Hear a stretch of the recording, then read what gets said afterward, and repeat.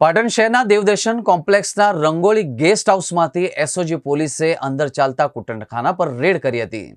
Guest હાઉસમાં પરપ્રાંતીય મહિલાઓ દ્વારા ચલાવવામાં આવતા દેહ વ્યાપારનો કાળો કારોબાર, બહારથી દેહ વ્યાપાર માટે લાવેલી મહિલાઓને ઝડપી પાડી મુખ્ય આરોપી રફીકની પોલીસે શોધખોળ હાથ ધરી છે।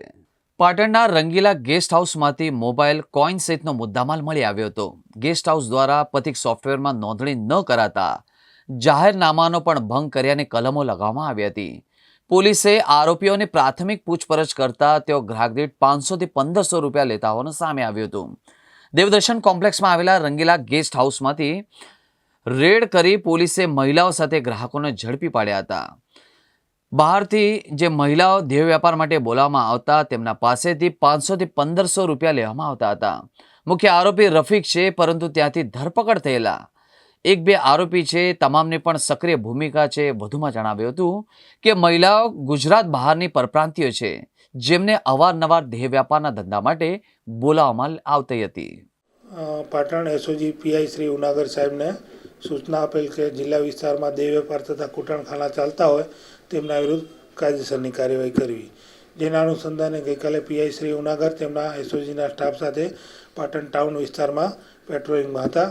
દરમિયાન તેમને બાતમી હકીકત મળેલ કે રંગોલી હોટલ છે તેમાં દેહ વેપારનો અનૈતિક ધંધો ચાલે છે, જેથી ત્યાં રેડ કરતાં ત્યાં કુલ 7 મહિલાઓ અને 3 પુરુષો કે જે અનૈતિક દેહ વેપારના ધંધામાં સામેલ હોય તે મળી આવેલ અને આ સમગ્ર જે દેહ વેપારનો અનૈતિક ધંધો છે એ આ કામના આરોપી છે મુસ્તાક મુલ્લા તથા વનિતાબેન ચલાવી રહેલ અને તેમની સાથે કે જે રફીક નામનો ઈસમ છે તેનું નામ પણ ખુલવા પામેલ છે। આમાં મુસ્તાક તથા વનિતાબેનની ધરપકડ કરવામાં આવેલ છે। જે ગુનાવાળી જગ્યા છે ત્યાંથી કોન્ડોમ, કોઈન, ત્યારબાદ મોબાઈલ ફોન છે એ વગેરે ચીજવસ્તુઓ મળી આવેલ છે અને પથિક સોફ્ટવેર કે જેનો ઉપયોગ આ નોંધણી માટે થાય છે એ નોંધણીની પ્રક્રિયા નહીં હાથ ધરતા જાહેરનામાના ભંગની પણ કલમો લગાડવામાં આવેલ છે। કેટલા રૂપિયામાં સોદા થતા? પ્રાથમિક પૂછપરછમાં એવું જાણવા મળેલ છે કે જે બહારથી જે પુરુષો દેહ વેપાર માટે બોલાવવામાં આવતા તેમના પાસે 500 થી 1500 રૂપિયા નહીં લેવામાં આવતા હતા। મુખ્ય આરોપીમાં કોણ છે?